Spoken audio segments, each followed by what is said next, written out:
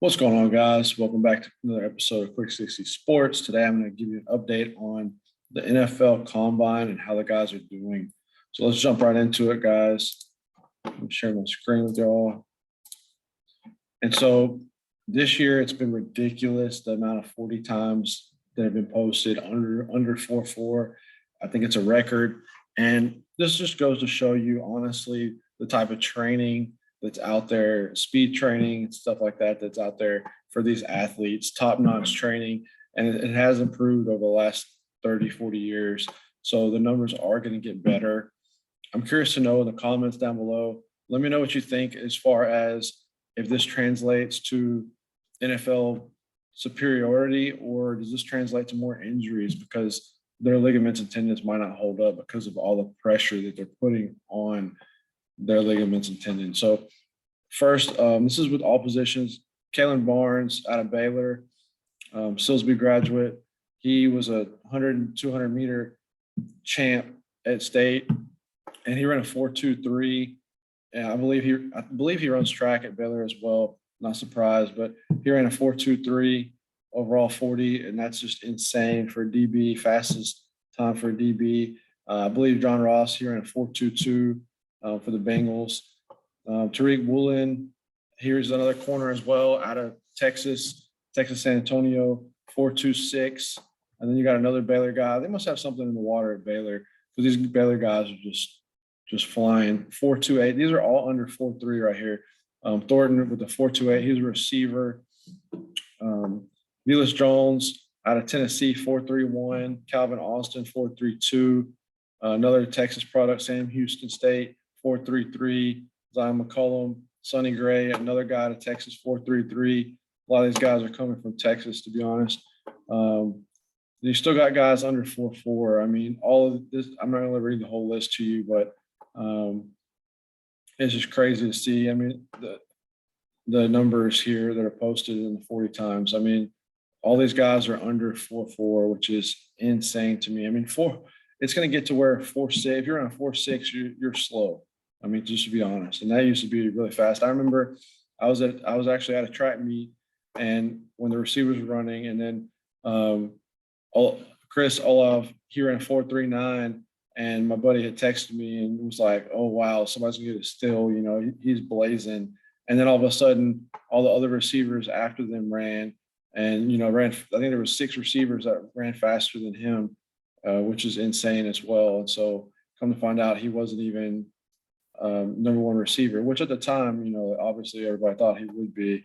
But you got, let's go to real quick and go all the way up, and we'll go to running backs, the 40 times. And you got Pierre Strong, 4.37, as well as Pacheco from Rutgers, Tyson Chandler on 4.38. People are really high. I really like Kenny Walker as well. He ran a 4.38. That's really good. That's blazing. And Breece Hall from Iowa State as well. You got Dalvin Cook's brother here. He ran a 4.42, which is faster than Dalvin. And he let everybody know on Twitter about it as well.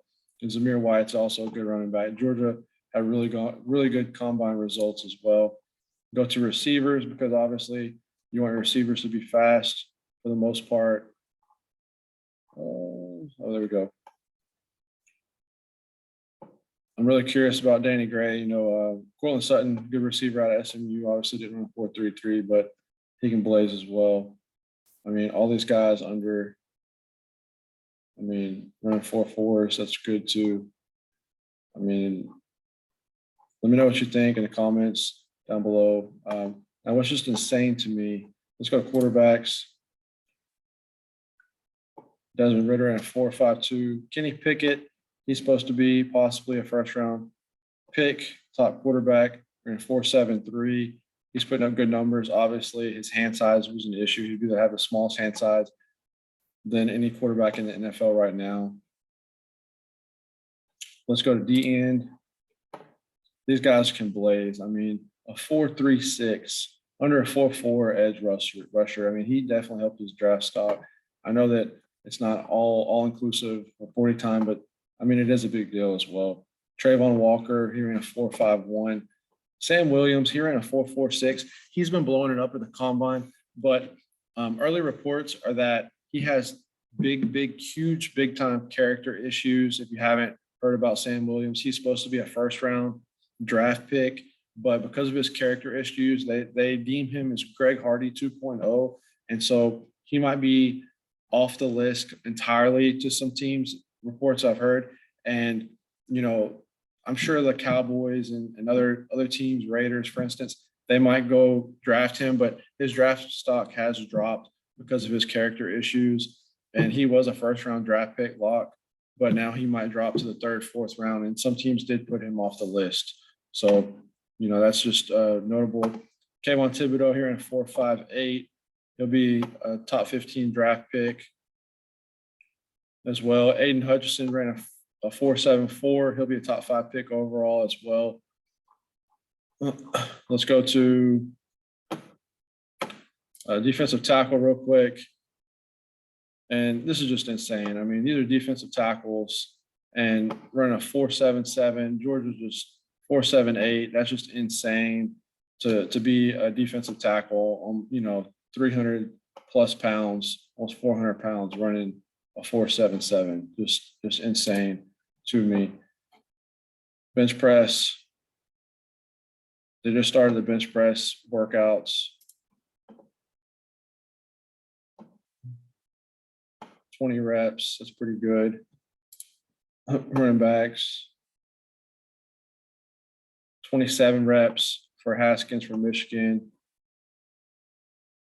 All right, guys. So I just wanted to update you on some combine times and how fast they're going, and just the difference year by year and how the times are improving. Even if they're by a tenth of a second, they're still improving every year. And just it's amazing to see what these trainers in all facets of the game are doing and making these players bigger, faster, and stronger year in and year out. And that's kind of why they had to change some rules, the kickoff rules and kickoff return rules and stuff like that. Also, guys, last tidbit of information that I got for today: the top corners in free agency, because of the passing game that's exploded. Corners are vital, and they have a lot of good corners in the draft. But Carlton Davis out of Tampa Bay, if they don't franchise tag him, he'll be up for a huge contract signing with some team. He'll be one of the top corners in free agency, as well as Dante Jackson. He struggled a little bit this past season, but he's a blazer. He's really fast, big guy, and he's on the Panthers. But the Panthers drafted J.C. Horn, I believe, in the second or third round in last year's draft. And so they don't want to take on a big contract. Like I deemed in my other NFL video, that everybody on the Panthers is actually up for trade or free agency if they're a free agent.